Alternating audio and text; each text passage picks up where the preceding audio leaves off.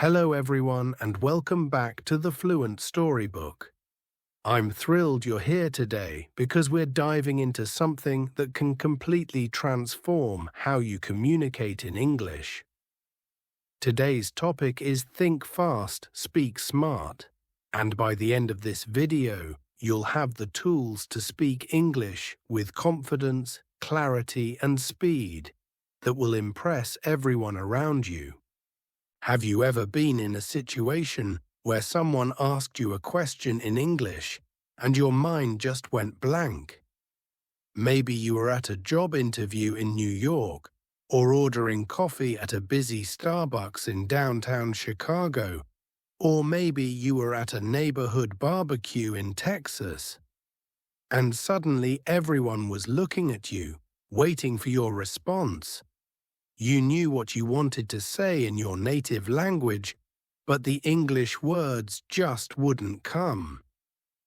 Your heart started racing, you felt the pressure, and you ended up either staying quiet or mumbling something that didn't quite express what you really meant. If this sounds familiar, you're not alone. This happens to millions of English learners across America every single day. But here's the exciting news. Today we're going to change that forever. We're going to learn how to think fast and speak smart in English, using techniques that will make you sound natural, confident, and fluent. Chapter 1. The American Communication Challenge. Let me tell you about Sarah, a talented software engineer from Mexico who landed her dream job at a tech company in Silicon Valley. Sarah had excellent technical skills and could write complex code, but when it came to speaking up in meetings, she struggled.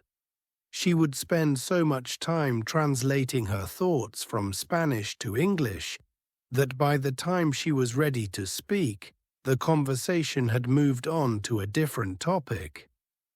One day, during a crucial project meeting with executives from Google and Apple, Sarah's manager asked her to explain a technical solution she had developed. This was her moment to shine, but instead of speaking confidently, she froze. She knew exactly what she wanted to say, but the pressure of thinking fast while speaking smart overwhelmed her. She stumbled through her explanation, using long pauses and uncertain language that didn't reflect her brilliant technical mind. That evening, Sarah realized something had to change. She was tired of her language skills holding her back from showcasing her true abilities. She was determined to master the art of thinking fast and speaking smart in American English.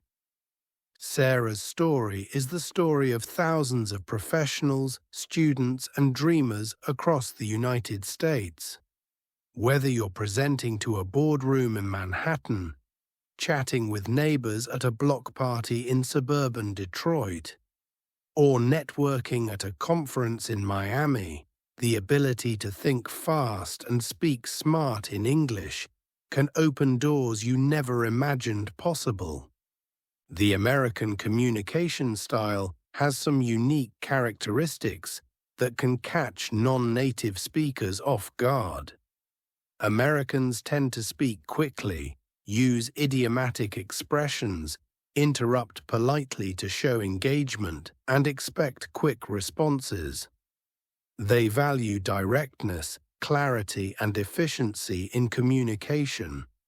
Understanding these cultural nuances is the first step in learning to think fast and speak smart, like an American.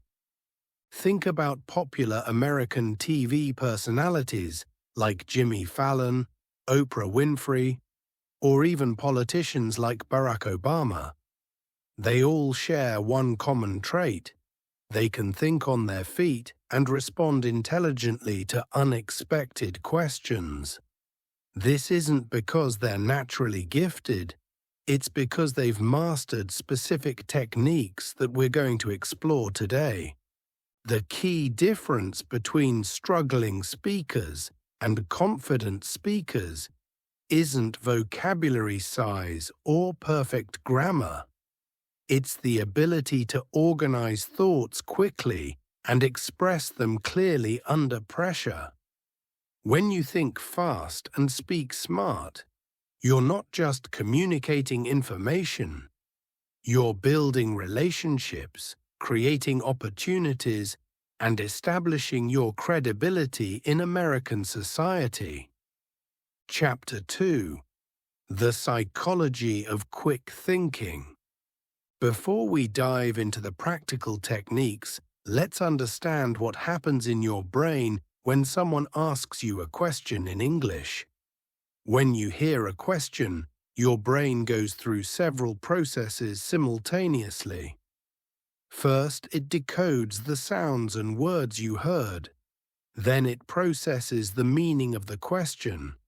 Next, it searches for the appropriate response in your memory. Finally, it formulates that response and sends signals to your mouth to speak the words. For native speakers, this process is automatic and lightning fast. But for English learners, there's an additional step: translation. Your brain often wants to think in your native language first, then translate to English. This extra step is what causes the delay, the hesitation, and often the frustration. Let me share the story of Carlos, a brilliant medical student from El Salvador who was doing his residency at Johns Hopkins Hospital in Baltimore. Carlos had studied medicine in English, so he knew all the technical terms. But when he was on call in the emergency room, he struggled with quick communication with patients and their families.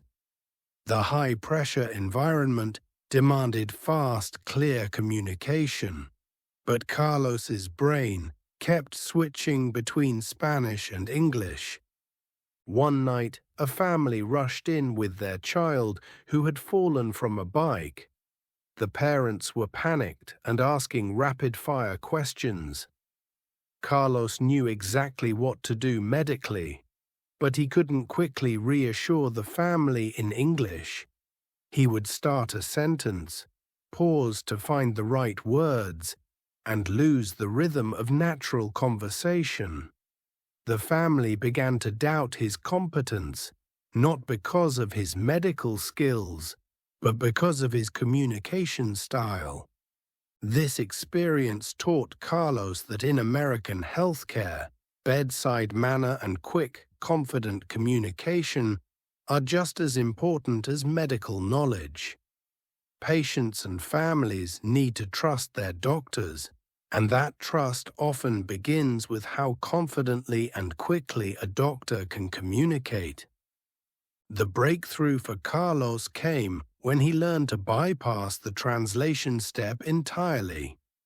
Instead of thinking in Spanish and translating to English, he trained his brain to think directly in English for common situations. He created what we call thought patterns, pre-structured ways of thinking about common topics that allowed him to respond quickly without translation. Understanding this psychology is crucial because it helps us realize that thinking fast and speaking smart isn't about becoming more intelligent. It's about training our brains to process and respond in English more efficiently.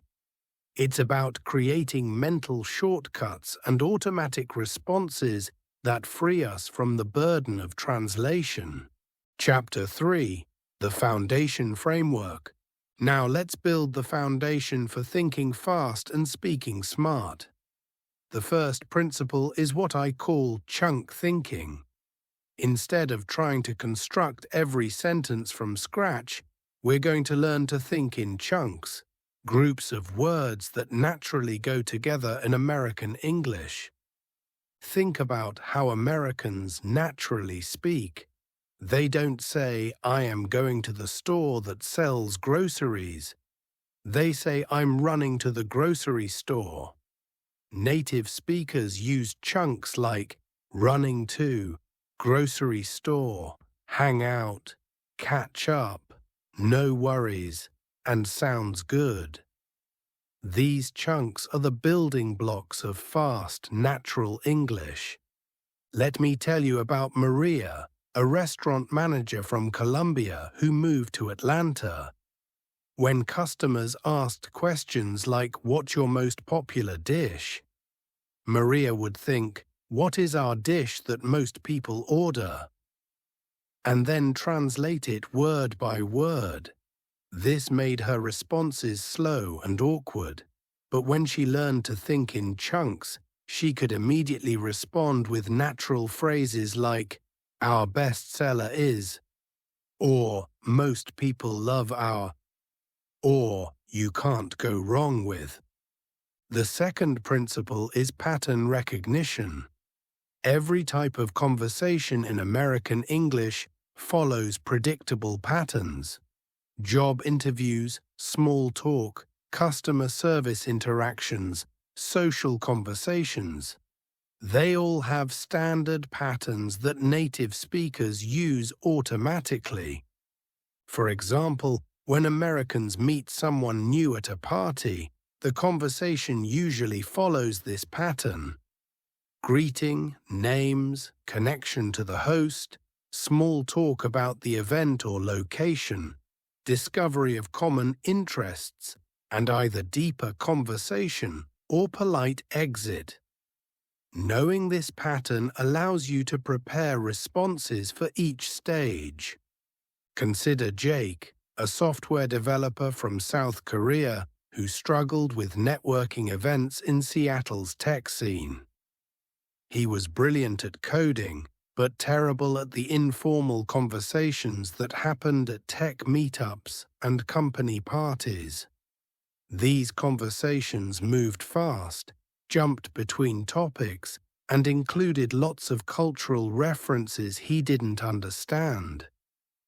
Jake's breakthrough came when he realized that most networking conversations in the tech world follow similar patterns. People talk about what they're working on, what technologies they're excited about, what companies they've worked for, and what trends they're watching. By preparing chunk responses for these common topics, Jake could participate naturally in conversations without the painful pauses and awkward silences. The third principle is confidence building through preparation. Americans respect preparedness and quick thinking. When you can respond quickly and intelligently to common questions, you build credibility and confidence that carries over to unexpected situations. Think about American game shows like Jeopardy! Or Who Wants to Be a Millionaire? The contestants who do well aren't necessarily the smartest people in America. They're people who have prepared extensively and can recall information quickly under pressure. The same principle applies to everyday conversation. Chapter 4: Building Your Quick Response Arsenal. Let's create your arsenal of quick responses for the most common situations you'll encounter in American life. The key is to have ready-made responses that you can adapt to different situations, rather than trying to create new responses from scratch each time. First, let's work on small talk responses. Americans love small talk, and they expect quick, friendly responses. When someone says, "How's your day going?" you don't need to give a detailed account of your entire day. Americans are looking for a brief, positive response that keeps the conversation moving. Instead of thinking, "How should I describe all the things that happened to me today?" train your brain to immediately access responses like "going great," thanks for asking, or can't complain, beautiful day, or pretty good, staying busy. These responses are authentically American and allow you to respond instantly while being friendly and appropriate. Let me share the story of Priya, a graduate student from India studying at UCLA. Priya was academically excellent but struggled with the casual conversations that happened before and after classes. When classmates made small talk, she would overthink her responses, trying to be precise and accurate about every detail. While her classmates were asking about her weekend as a friendly gesture, she was treating it like an exam question that required a comprehensive answer. Priya's transformation happened when she learned that small talk isn't about sharing information. It's about building social connections. Americans use small talk to show friendliness, establish rapport, and create a comfortable atmosphere. Once Priya understood this, she could respond with quick, warm responses that served the social function without requiring detailed accuracy. For workplace situations, Americans expect professional but efficient communication. When your boss asks about project status, they usually want a quick overview, not a detailed technical explanation unless specifically requested. Responses like "on track for Friday" or "making good progress," "no roadblocks," or "almost finished," just polishing the details, give the information needed while demonstrating professional competence. Consider the experience of Ahmed, an engineer from Egypt working at Ford Motor Company in Detroit. Ahmed was incredibly thorough and wanted to give complete, accurate information in every communication. When managers asked for project updates, Ahmed would begin with background context, explain his methodology, discuss challenges he had overcome, and then finally get to the current status. While his thoroughness was admirable, American business culture values conciseness and efficiency. Ahmed learned to lead with the bottom line first, then provide details if asked. Instead of a 5-minute explanation, he could say, "The prototype will be ready Tuesday. Testing looks good so far." If managers wanted more details, they would ask follow-up questions. This approach made Ahmed appear more professional and confident while actually requiring less English proficiency than his previous approach. Chapter 5: Mastering the Art of Buying Time. Even native speakers need time to think sometimes. The difference is that they know how to buy thinking time without appearing hesitant or uncertain. Learning these techniques will make you sound more natural and confident, while giving your brain the extra seconds it needs to formulate smart responses. Americans use specific phrases to buy thinking time that sound natural and professional. Instead of saying or staying silent while you think, you can say things like, "That's a great question," or "Let me think about that for a second," or "You know what, that reminds me of." These phrases give you time to organize your thoughts while maintaining engagement with your listener. Let me tell you about David, a marketing professional from Brazil who worked for a major advertising agency in Chicago. David was creative and had excellent ideas, but in brainstorming sessions and client meetings, he couldn't keep up with the rapid pace of American business conversations. While he was thinking of how to express his ideas in English, His colleagues had already moved on to different topics. David's game changer was learning to use transitional phrases that bought him thinking time while signaling that he had something valuable to contribute. Phrases like, "building on what you just said," or "here's another way to look at it," or "that brings up an interesting point," allowed him to enter conversations smoothly while organizing his thoughts.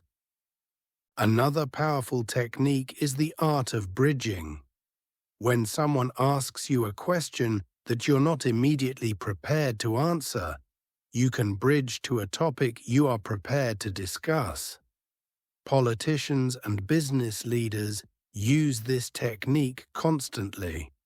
For example, if someone asks you about a technical detail you're uncertain about, you can say, "The key thing to remember is," and then discuss the broader concept you're confident about.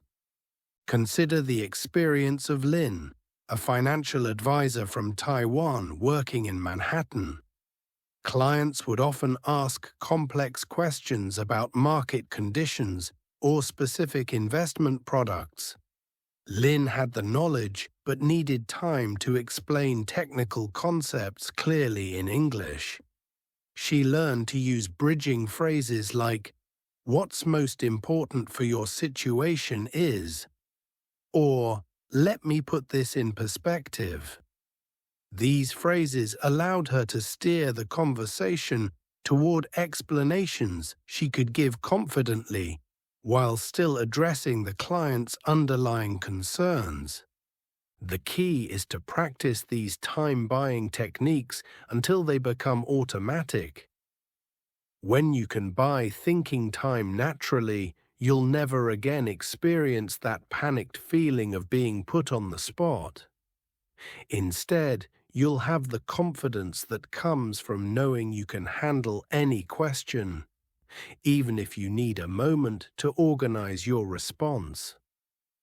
Chapter 6: Cultural Intelligence in American Communication. Understanding American communication culture is essential for thinking fast and speaking smart. Americans have specific expectations about conversation rhythm, directness, and social interaction that differ from many other cultures. When you understand these expectations, you can adapt your communication style to be more effective and authentic. American conversation tends to be fast-paced and interactive. Americans often interrupt each other, not to be rude, but to show engagement and interest. They ask follow-up questions, make comments, and build on each other's ideas. This can be overwhelming for speakers from cultures where conversation is more linear and formal. Let me share the story of Hiroshi, a Japanese executive who was transferred to the American headquarters of his company in San Francisco.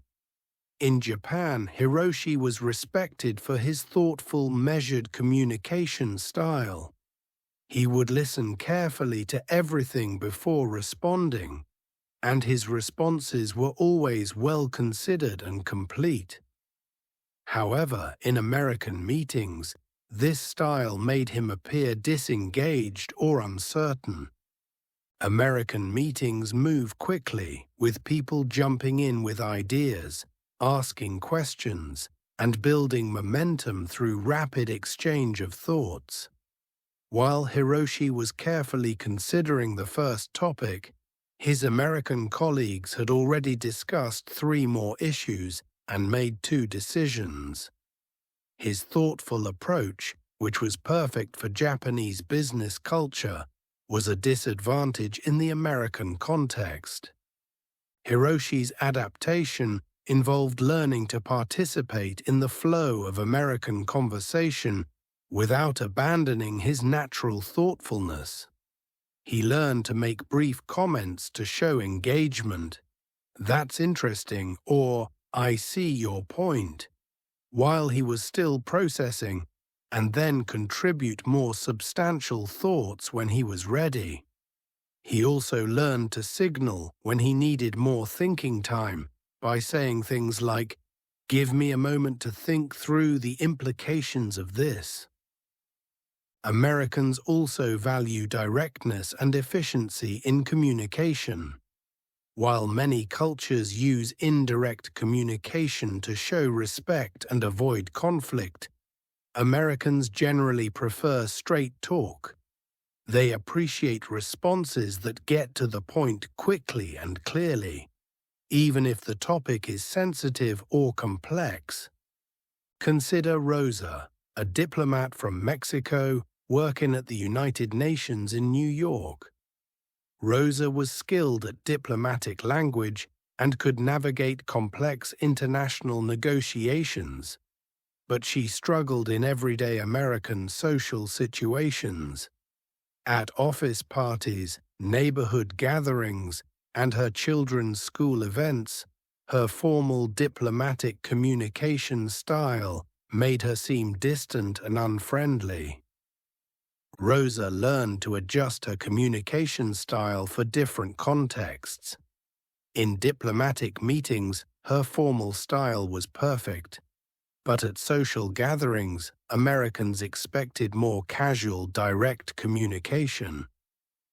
Instead of saying, "I would be pleased to consider the possibility of joining you for lunch at your convenience," she learned to say, "I'd love to have lunch sometime."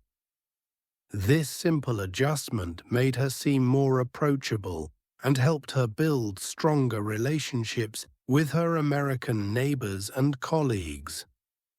Chapter 7: Advanced Techniques for Professional Settings.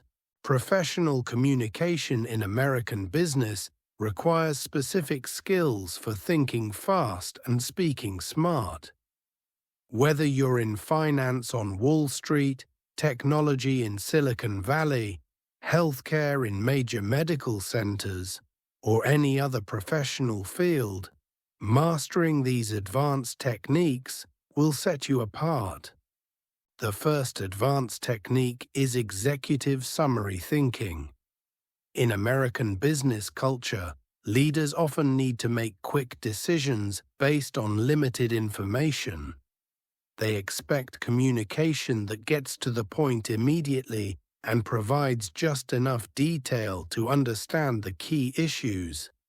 Learning to think and speak in executive summary format will make you appear more professional and strategic.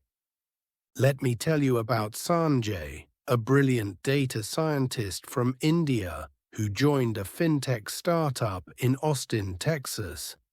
Sanjay could perform complex analyses and create sophisticated models. But when presenting to investors and executives, he struggled to communicate his insights effectively. He would begin with detailed explanations of his methodology, walk through all his calculations, and finally arrive at his conclusions after 15 minutes of technical detail. American investors and executives don't have 15 minutes for technical explanations. They want the headline first. What did you discover? How does it impact our business? What should we do about it? Once they understand the big picture, they can ask for whatever level of detail they need. Sanjay transformed his communication by learning the headline-first approach. Instead of building up to his conclusions, he would start with statements like, "Our customer acquisition cost is 23% higher than projected, primarily due to increased competition in the mobile app space. I recommend we shift 40% of our marketing budget from digital ads to influencer partnerships. Here's why." This approach immediately gave executives the information they needed to make decisions, while positioning Sanjay as a strategic thinker. rather than just a technical expert. The second advanced technique is stakeholder translation. Different audiences need different levels of detail and different types of explanation for the same information. Learning to quickly identify your audience and adjust your communication style accordingly is a crucial skill for professional success. Consider the experience of Dr. Elena Rodriguez, a research scientist from Spain working for a pharmaceutical company in Boston. Elena needed to communicate the same research findings to laboratory colleagues, regulatory officials, marketing teams, and executive leadership. Each audience had different priorities, different levels of technical background, and different decision-making needs. Elena learned to prepare multiple versions of her key messages. For laboratory colleagues, she could use technical terminology and discuss detailed methodology. For executives, she focused on business implications and strategic opportunities. For regulatory officials, she emphasized safety data and compliance issues. For marketing teams, she highlighted patient benefits and competitive advantages. The underlying science was the same, but the communication was tailored to each audience's needs and priorities. The third advanced technique is scenario planning communication. American business culture values people who can think through multiple possibilities and communicate about uncertainty intelligently. Instead of avoiding topics where you don't have complete certainty, learn to discuss different scenarios and their implications. Think about how American weather forecasters communicate. They don't just say, "I don't know what the weather will be." They say, "There's a 60% chance of rain, but if the storm system moves faster than expected, we could see sunshine by afternoon." Either way, temperatures will be in the mid-70s. They acknowledge uncertainty while providing useful information and demonstrating their analytical thinking. Chapter 8: Storytelling for Impact. Americans love stories, and learning to think and speak in story format will make your communication more engaging and memorable. Every culture has storytelling traditions, but American storytelling in professional and social contexts has specific characteristics that you can learn and use. American stories typically have a clear structure: setup, conflict, resolution, and lesson learned. They're usually brief and focused on a single key point. They often include specific details that make the story vivid and relatable, and they're told with energy and enthusiasm that engages the listener. Let me share the story of Fatima, a non-profit director from Morocco who moved to Washington, D.C. to work with international development organizations. Fatima had powerful experiences and important insights from her work in North Africa, but she struggled to communicate these experiences effectively to American donors, policymakers, and colleagues. Fatima's breakthrough came when she learned to structure her experiences as American-style stories. Instead of providing general descriptions of poverty and development challenges, she would tell specific stories about individual families she had worked with. Instead of listing statistics about education programs, she would describe the day she watched a young girl read her first sentence. These stories made her work real and compelling for American audiences. The key to effective storytelling is having a collection of go-to stories that illustrate your key points. These stories should be practiced and polished so you can tell them smoothly and confidently. They should be appropriate for different audiences and contexts, and they should always have a clear purpose to illustrate a point, build credibility, create emotional connection, or persuade your audience. Consider Marcus, a software engineer from Nigeria working for a tech company in Seattle. Marcus was technically excellent, but struggled to advance in his career because he couldn't communicate his value effectively to managers and colleagues.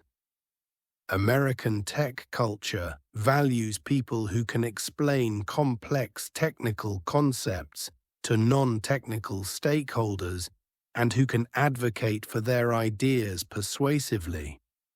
Marcus developed a collection of stories that illustrated his problem-solving skills, leadership abilities, and business impact. When discussing a system optimization project, instead of talking about code efficiency and algorithm improvements, he would tell the story of how his optimization reduced customer wait times by 40%, leading to higher customer satisfaction and increased revenue. These stories made his technical skills relevant and valuable to business stakeholders. Chapter 9: Handling Challenging Situations. Even with excellent preparation and practice, you'll encounter challenging communication situations where thinking fast and speaking smart becomes crucial. These situations might include difficult questions, hostile audiences, cultural misunderstandings, or high-pressure environments. Learning to handle these challenges will build your confidence and credibility. The first principle for challenging situations is graceful recovery. Everyone makes mistakes, says the wrong thing, or gets caught off guard sometimes. Americans respect people who can recover gracefully from these situations, rather than getting flustered or defensive. Let me tell you about James, a marketing manager from the Philippines working for a consumer goods company in Dallas. During a major presentation to senior leadership, James was asked a question about market research data that he wasn't prepared to answer. Instead of admitting that he didn't have the information immediately available, he tried to guess at the answer and gave incorrect information that was later discovered and corrected. This situation could have seriously damaged James's credibility, but he recovered gracefully by immediately sending a follow-up email acknowledging his mistake, providing the correct information, and outlining steps he was taking to ensure similar mistakes wouldn't happen in the future.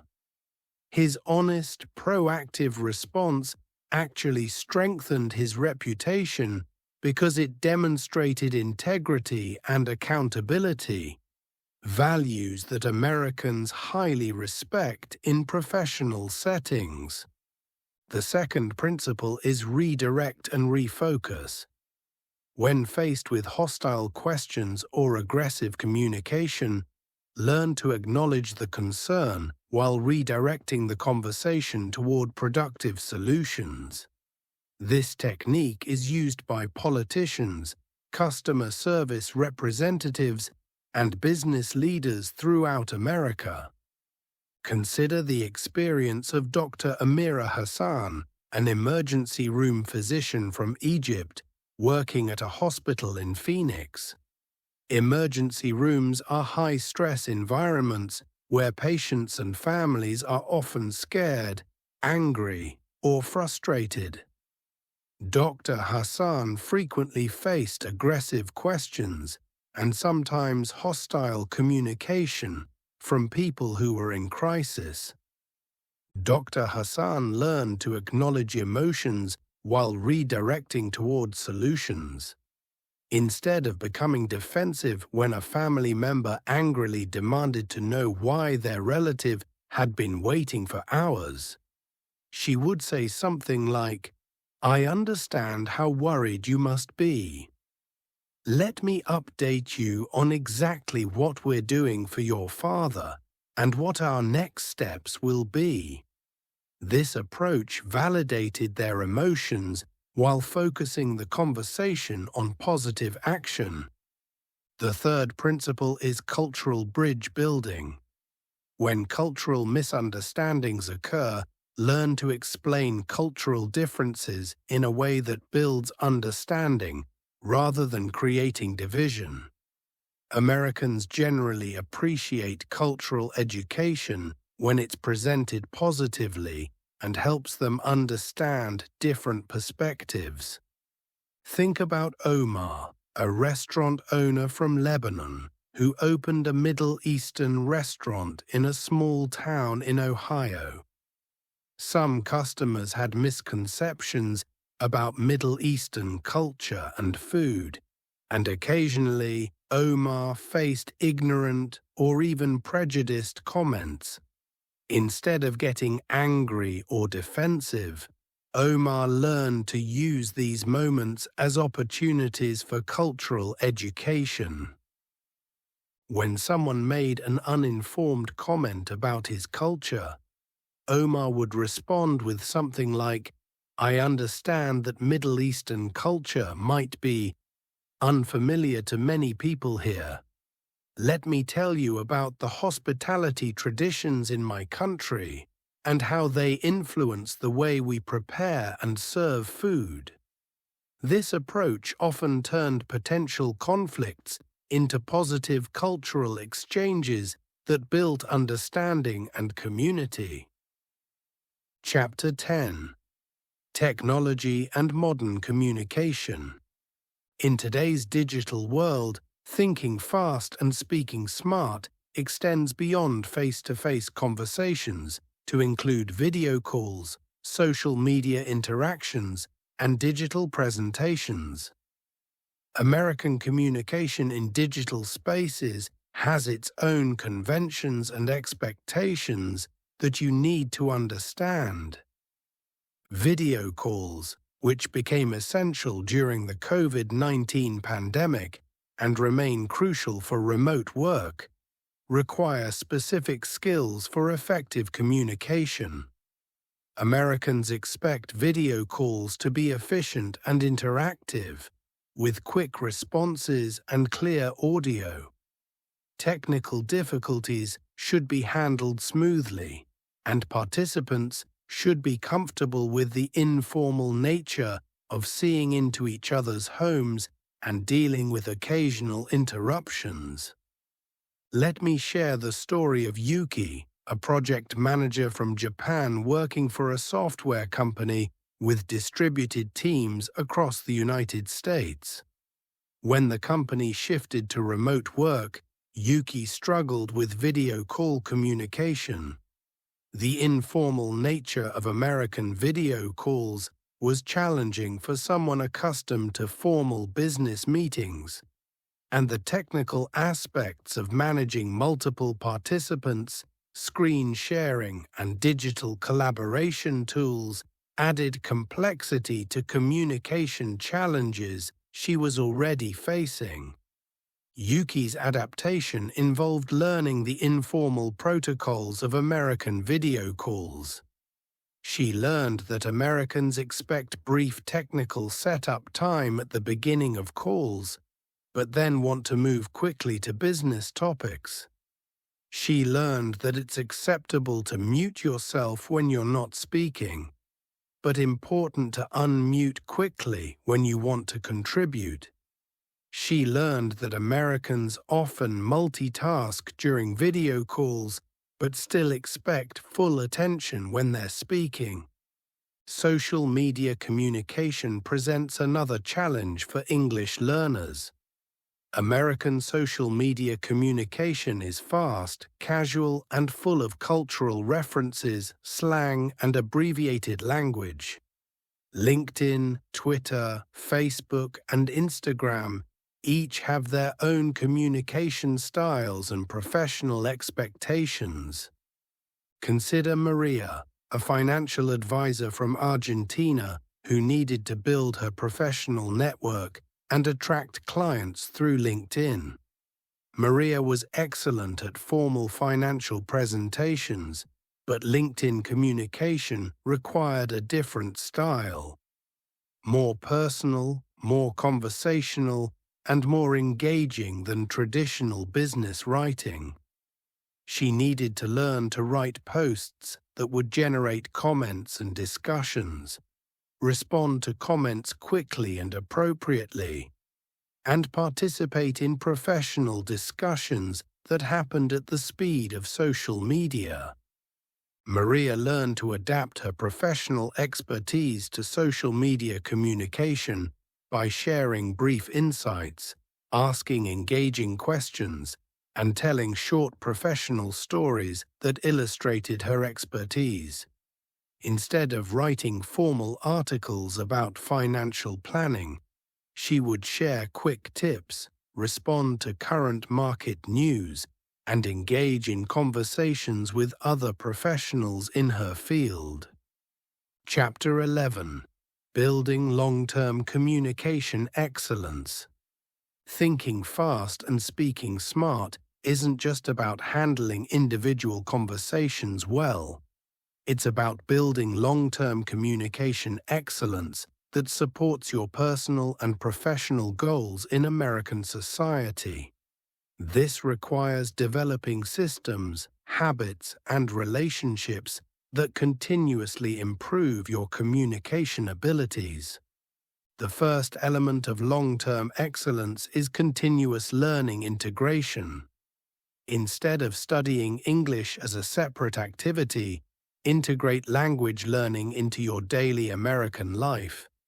Read American news sources, listen to American podcasts, watch American television shows, and participate in American community activities. Each of these activities provides language learning opportunities while also building your cultural knowledge and social connections. Let me tell you about Carlos, an architect from Colombia who moved to Denver and wanted to establish his own architecture firm. Carlos realized that success in American business required not just technical skills, but also deep cultural knowledge and excellent communication abilities. He needed to understand American preferences in design, American building codes and regulations, American client expectations, and American business development practices. Carlos created a comprehensive integration plan. He joined the local chapter of the American Institute of Architects, where he could network with colleagues while practicing professional English. He volunteered for Habitat for Humanity, where he could contribute his skills while learning about American community involvement. He attended city planning meetings, where he could understand local political and development issues while practicing public speaking. Each of these activities served multiple purposes: building his business, improving his English, and deepening his understanding of American culture. The second element is feedback and measurement systems. Americans value measurable improvement and specific feedback. Create systems to get regular feedback on your communication effectiveness and track your progress over time.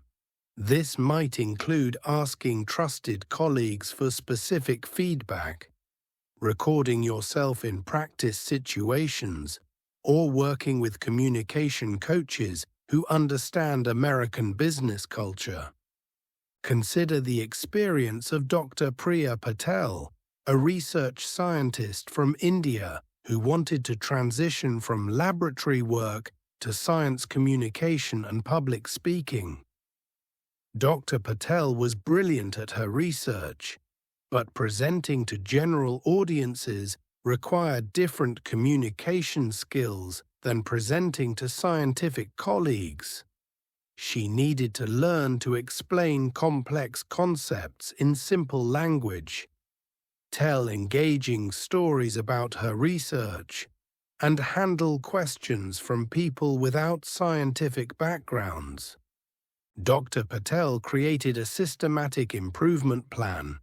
She joined Toastmasters International, where she could practice public speaking in a supportive environment and receive structured feedback. She volunteered to give presentations at local schools and community organizations, where she could practice science communication with diverse audiences. She recorded her presentations and analyzed them for areas of improvement. She worked with a communication coach who specialized in helping scientists become better public speakers. The third element is relationship building for communication growth. Americans value relationships and networking, and building strong relationships with native English speakers will continuously improve your communication abilities while opening professional and social opportunities. These relationships provide natural contexts for practicing communication skills and receiving informal feedback and support. Think about Ahmed, an entrepreneur from Egypt who wanted to launch a technology startup in Austin, Texas. Ahmed had innovative ideas and technical skills, but he needed to build relationships with potential investors, customers, partners, and employees. Each of these relationships required excellent communication skills and deep understanding of American business culture. Ahmed approached relationship building strategically. He joined entrepreneur meetups and startup incubators, where he could meet like-minded professionals while practicing his pitch and networking skills. He participated in industry conferences and trade shows, where he could learn about American business trends while building his professional network.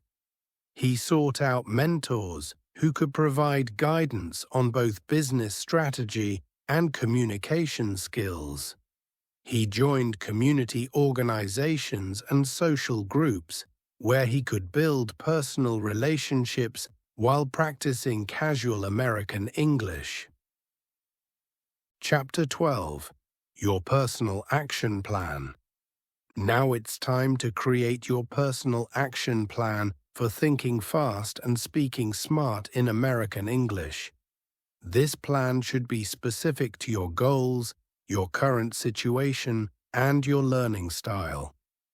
It should include daily practices, weekly challenges, and monthly assessments to ensure continuous improvement.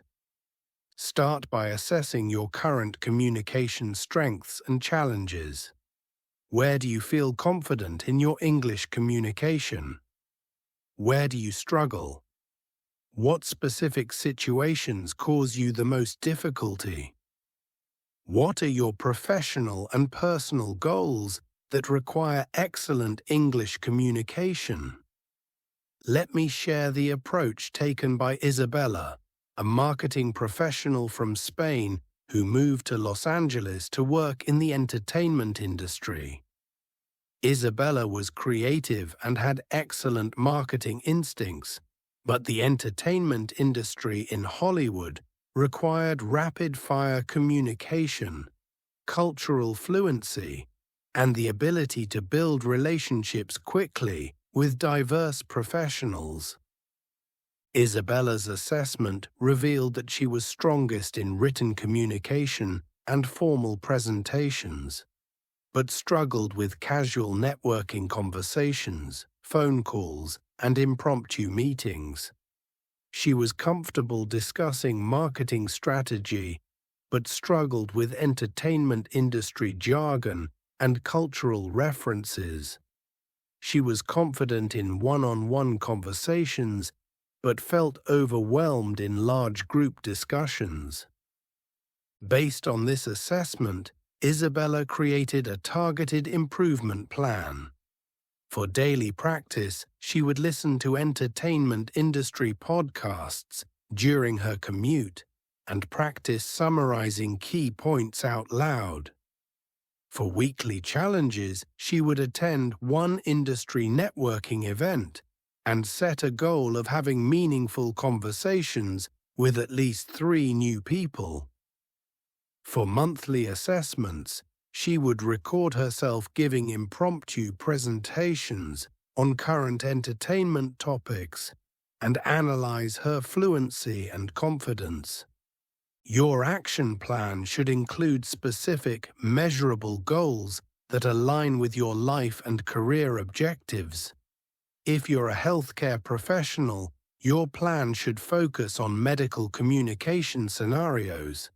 If you're a parent, include goals for communicating with teachers and other parents. If you're a student, practice academic discussions and presentation skills. Consider the plan developed by Hassan, an engineering graduate student from Pakistan, studying at MIT. Hassan's goals included successfully defending his dissertation, networking effectively at academic conferences, and interviewing successfully for positions with American technology companies.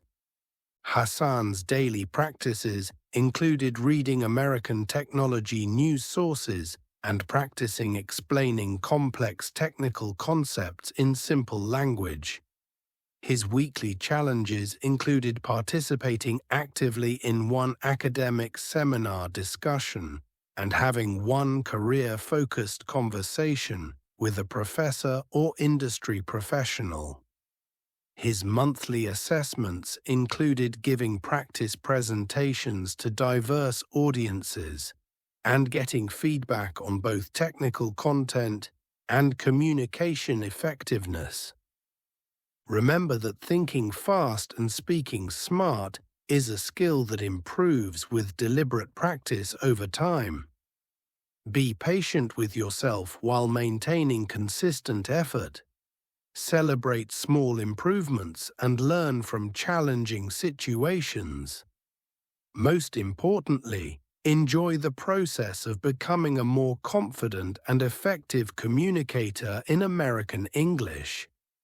The journey of mastering American English communication is not just about language learning. It's about personal growth, cultural understanding, and professional development. Every conversation is an opportunity to practice.